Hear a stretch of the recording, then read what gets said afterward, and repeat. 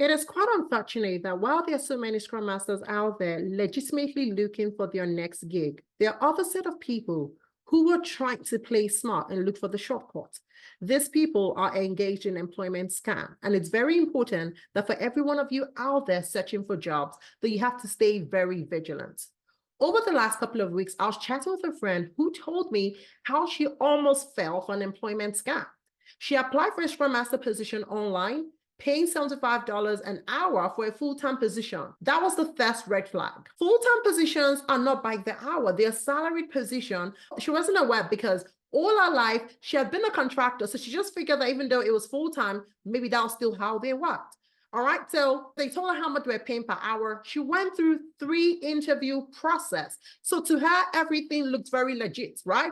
And now this was a consultant firm, obviously applying on behalf of another company. So she did not have any reason to be alarmed in any way. She went through all of this interview process and finally got the job. She was super excited that she had finally landed a Scrum Master gig.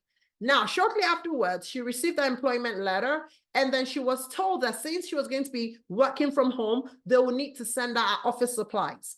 Shortly after that, they responded with another email and then told her that they were unable to send the equipment, so they were going to send her money so that she could go ahead and purchase those office supplies. To her, there was no red flag still. She felt like, okay, maybe this is how things work.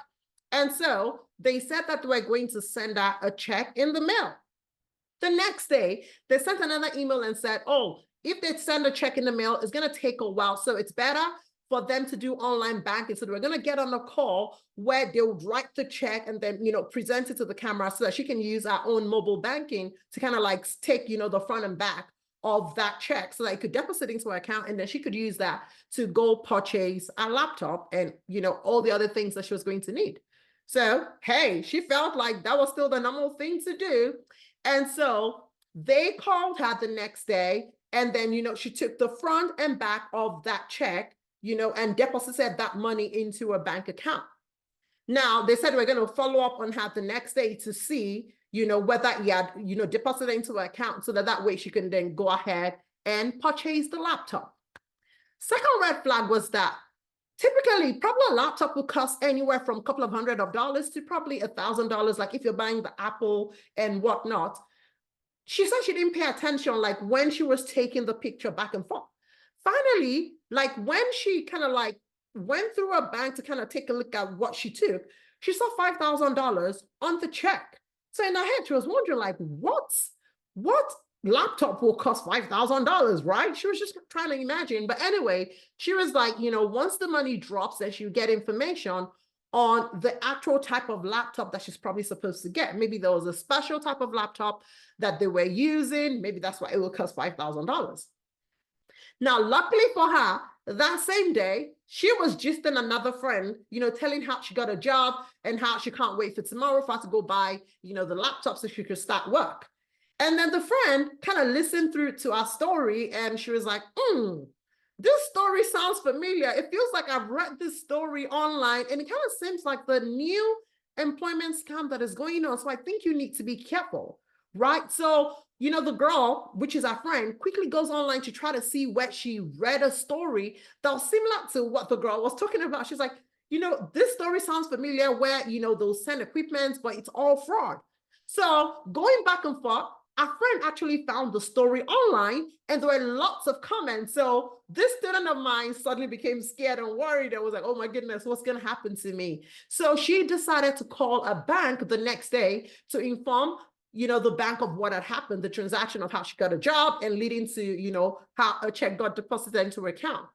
Luckily enough for her, first of all, that check was fraudulent. So that was somebody else's bank account that it got access to, and they signed that check. So eventually, if the money dropped, it would have been like maybe either she stole money or she doesn't know what would have happened to her. But at least the fact that she reported it was a good thing because then they could freeze that check. So by the time those people called out the next day, she told them that the bank said that that check had an issue or whatever it was. And that was how communication stopped. She reached out to them on the next step, how she would get a laptop. Nobody responded. And at the end of the day, by the time she went online and decided to just do due diligence, she actually found out that that entire consulting firm or whatever it is, she couldn't even find them, like, on other places. Like, it was just the fact that it was where they actually posted the job that she found them. So she couldn't even find more information about them. But she said at the beginning, she didn't pay so much attention because, online, you're going to see so many consulting firms that are recruiters and they're recruiting on behalf of an organization. So because that was the situation, she didn't pay a lot of attention to it. So it's very important that even as we're looking for jobs, let's be very vigilant. Let's be very careful. Let's not waste our effort, applying and stressing ourselves to the wrong form where we then get into trouble. Because actually, after when I heard her story, I decided to go online and actually saw a couple of stories that are pretty similar. There was even actually another story that I saw where the girl said our bank actually was frozen due to that issue because the check that she deposited was fraudulent, and I think it was counterfeit or something like that. So these people have taken different forms, different shades, and just different approach, with this whole process. So you just have to be careful. I know that the market is not very, it's not very friendly right now. There's a lot of people on the market looking for jobs, but I want you to just take your time, make sure that before you apply to a job, you check different sources.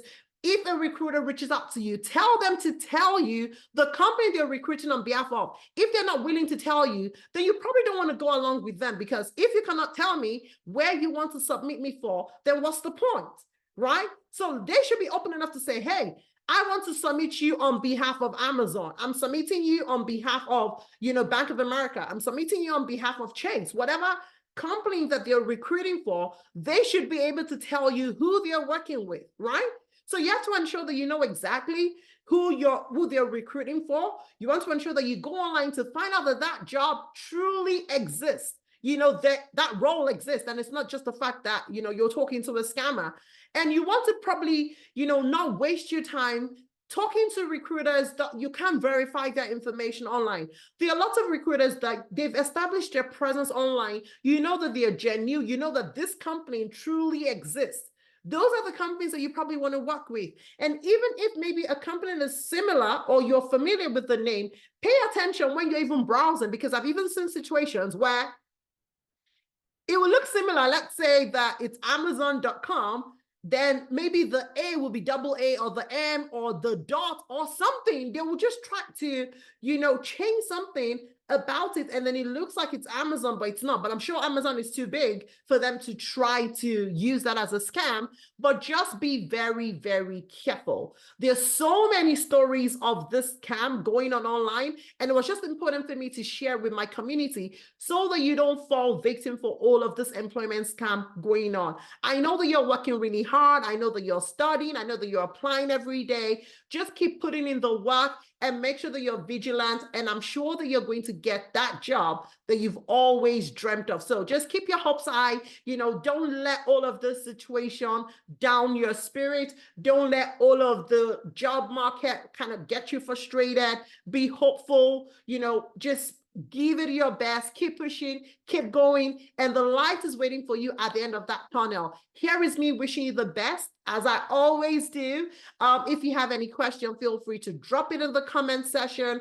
Stay vigilant, stay safe, and be hopeful. All right. Thank you very much for watching this quick video. Make sure you like and subscribe, and I'll see you in my next video. Bye.